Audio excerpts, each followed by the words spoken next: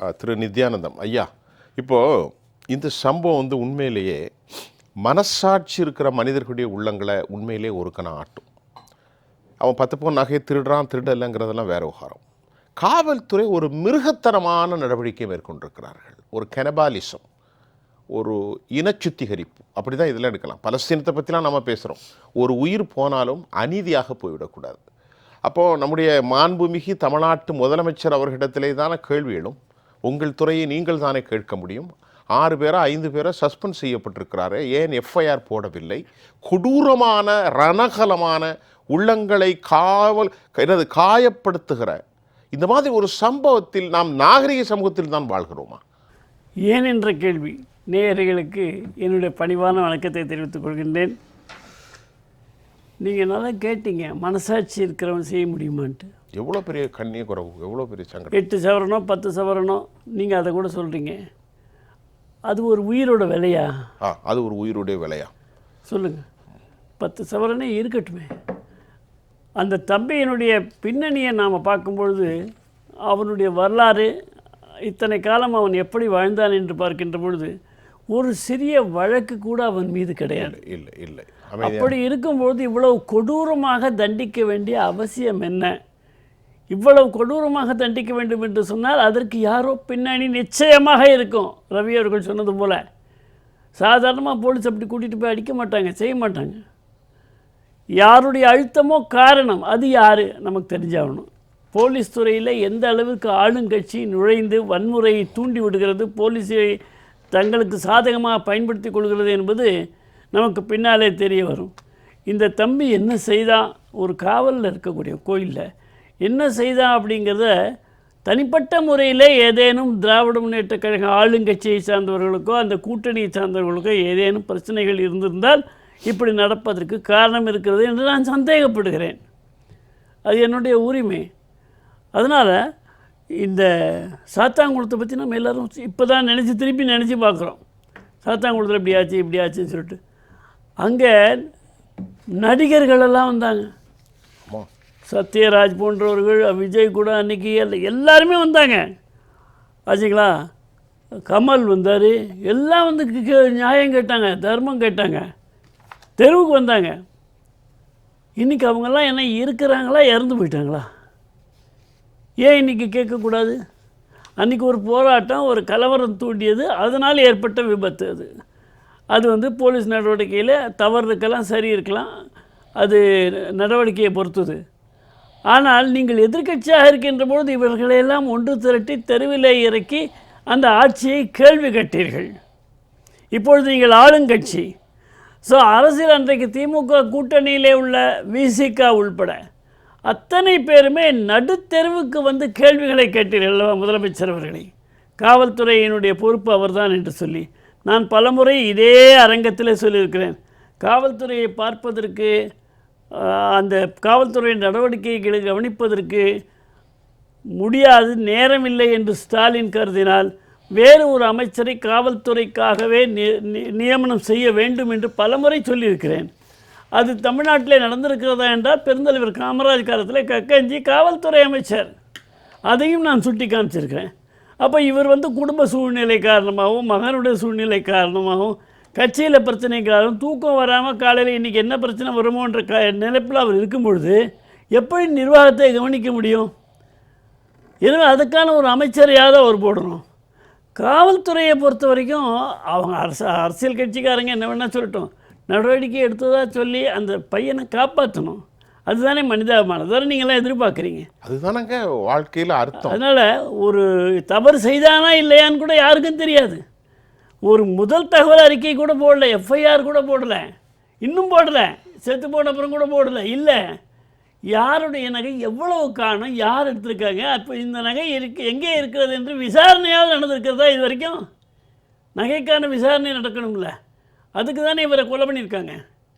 அதனால் காவல்துறை, நான் சொல்வது சரியாக இருக்குமான்னு தெரியாது, அவர்கள் ஓயாமல் உழைத்து கொண்டிருக்கிறார்கள் அரசியல்வாதிகளுக்காக.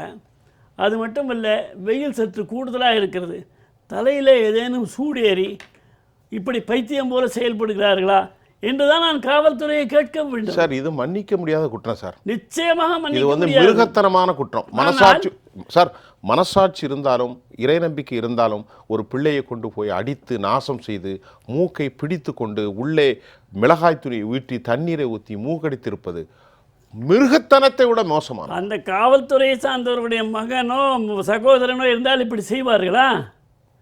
அதையும் நம்ம பார்க்கணும் சார். அவன் குற்றவாளியாக இருக்கட்டும் சார். ஒரு பேச்சல் வர அதைத்தான் சொல்ல எந்த வரேன். சட்டம் இவனை சாகடிக்க யார் உரிமையை கொடுத்தது அந்த அளவுக்கு அவனை தண்டிப்பதற்காக? அது மட்டுமல்ல, போஸ்ட்மார்ட்டம் ரிப்போர்ட் இவர் சொன்னார் தாமதமாக கொடுக்குறாங்க எல்லாம் சொன்னார். என்ன போஸ்ட்மார்ட்டம் ரிப்போர்ட்டில் சொல்லியிருக்கிறாங்க? போஸ்ட்மார்ட்டம் ரிப்போர்ட் கொடுக்குற போது பிராட் டெட் வந்திருக்கு. ஹாஸ்பிட்டலில் கொடுக்கும்போது பிராட் டெட்னு கொடுத்துருக்காங்க. இன்றைக்கு வந்திருக்கு. அப்போது கொண்டு வரும்போதே இறந்துருக்கிறான். சரி, இப்போ இதில் ஒரு கேள்வி ஒன்று வருது. செய்திகள் அடிப்படையில் that may be as speculate or not வச்சுக்கலாம். திராவிட முன்னேற்ற கழகத்தை சார்ந்தவர்கள் அவசரமாக சமாதானம் பேசினார்கள். இறந்து போனவனுடைய தம்பி இருக்கான் பாருங்க, அவனை கூப்பிட்டு அவன் வீட்டுக்கு சென்றதாகவும் செய்திகள் வந்திருக்கிறது. புரியுதா? இவர்களுக்கு என்ன வேலை? காவல்துறை வேலை. காவல்துறை அடித்திருக்கிறார்கள் என்றால் காவல்துறை அது சட்ட ரீதியாக இருக்க வேண்டும். ஒரு கட்சியே இதில் தலையிட வேண்டும். கட்சியை சார்ந்த செங்கை மாறன் அவருடைய வண்டி அங்கே ஏன் போச்சு? எல்லாரையும் அந்த வண்டியில் ஏற சொல்லி ஏன் வற்புறுத்தினாங்க? கோயில்களுக்கு எதுக்கு போறது? மன அமைதிக்கு போறான். பத்திரகாளி அம்மன் கோயில். இந்த கொடூரத்தை அந்த கோயிலின் பின்பலை அந்த கோசலைன்னு சொல்றாங்க. அது நிச்சயமாக அது கோயிலுடைய இடமா தான் இருக்க முடியும். இதை பாவச்செயல் செய்வதற்காகவும் விசாரிப்பதற்காகவும் உயிர் பலி எடுப்பதற்குமாகவும் கோயில். அப்போ பக்தர்கள் என்ன செய்கிறார்கள்? இந்த அமைப்புகள் என்ன செய்கின்றது? ஏன் அமைதியாக இருக்கின்றது? அடுத்த கேள்வி நான் கேட்குறேன் ஒரு நெறியாளரா. இந்த அமைப்புகள் எங்க இடத்துல வச்சு எப்படி நீங்க இந்த அநியாயம் செஞ்சீங்கன்னு கேட்கணுமா இல்லையா? இந்த அமைப்புகள் சாதாரணமாக இருக்கும் என்று நீங்கள் கருதாதீர்கள். இதை இப்படியே விடமாட்டார்கள்.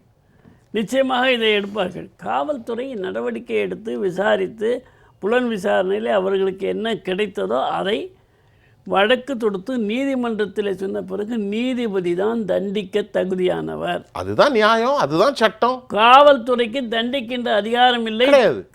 சட்டத்தை தன் கையிலே எடுத்து ஓங்கி அடித்து அவனுக்கு மிளகாய் தூளையெல்லாம் போட்டு சாகடிக்கக்கூடிய அளவில் செஞ்சாங்கன்னா அவங்களுக்குள்ள தண்டனை இடமாற்றமா? என்ன டிரான்ஸ்ஃபர் பண்ணியிருக்காங்க? நீங்கள் ஒரு கேள்வி கேட்டீங்க. சாத்தாங்குளம் ஜெபராஜ் பெனடிக்ஸு நியூயார்க் டைம்ஸில் செய்தியாக வந்தது. எனக்கு அந்த கட்டிங் இன்னும் ஒரு நிமிஷம். அதற்கும் இதற்கும் என்ன வித்தியாசம் ஐயா? நான் கேட்பதற்கு பதில் சொல்லுங்கள் ஐயா. அதற்கும் இதற்கும் என்ன வித்தியாசம்? உயிர்களில் வித்தியாசப்படுமா? உயிர்களும் மரண ஓலமும் வித்தியாசப்படுமா ஐயா? அவங்க ரெண்டு பேருமே கடன் எடுத்துக்கிட்டு இருந்தவங்க கடையிலேருந்து பிடிச்சிட்டு போனாங்க, அப்பாவையும் பிள்ளையும். ஆமாம். இந்த தம்பி காவலாளி, அவர் கோயிலில் இருக்கார். அப்படியே யாராவது புகார் கொடுத்திருந்தால் அந்த புகார் உங்களிடத்தில் இருக்க வேண்டும், எஃப்ஐஆர் போட்டிருக்க வேண்டும், ஒரு சிஎஸ்ஆர் கொடுக்கணும்ல, அதையாவது போட்டிருக்கணும்ல. என்ன பண்ணீங்க? ஒன்றுமே பண்ணல. ரகசியமாக அவனை கூட்டு போகிறீங்க, ரகசியமாக கொலை பண்ணுறீங்க. இது நாடா இல்லை சுடுகாடா? அதுதான் கேள்வியாகுது. தமிழ்நாட்டை ஆளுகின்ற முதலமைச்சர் இதை ஆட்சி என்று சொல்ல வேண்டுமா? காட்டாட்சி தர்பார், பார்பேரியன் சொசைட்டி ஆக்கி வச்சிருக்கிறாரு. கம்ப்ளீட்டா போலீஸ் எல்லாம் வந்து காட்டு மிராண்டிகளா இருக்காங்களே. So it's so called the barbarian society. ஆமா. இந்த இதத்தையே பேசிக்கிட்டே இருக்கோம். வேற எந்த பேச்சும் நம்ம பேசல. மனித உயிர்களுடைய மேன்மை, காவல்துறையின் பொறுப்பு, இலாக்காவை தலைமை வைத்திருக்கிற தமிழ்நாடு அரசு. இதை விட ஒரு கேள்வி ஐயா, இதை உலகிற்கு சொல்லக்கூடிய மீடியாக்கள் ஏன் தூங்குகிறது? ஹியூமன் ரைட் கமிஷன் ஏன் தூங்குகிறது? ஊடகங்கள் ஏன் சொல்லவில்லை என்று சொன்னால் அவர்களுக்கு கொடுக்கப்பட்ட பணி வேறு. எடுக்கின்ற தலைப்புகளிலிருந்து எல்லாவற்றையும் நீங்கள் பார்த்தால் ஆளுங்கட்சிக்கு ஆதரவாகத்தான் இருக்க முடியும். இது ஆளுங்கட்சிக்கு எதிராக இருக்கிறது, எனவே ஊடகங்கள் எடுப்பார்கள் என்று எதிர்பார்ப்பதே தவறு. செய்தி கசிந்திருக்கிறது, அதை வைத்து தான் நாம் பேசிக்கொண்டிருக்கிறோம்.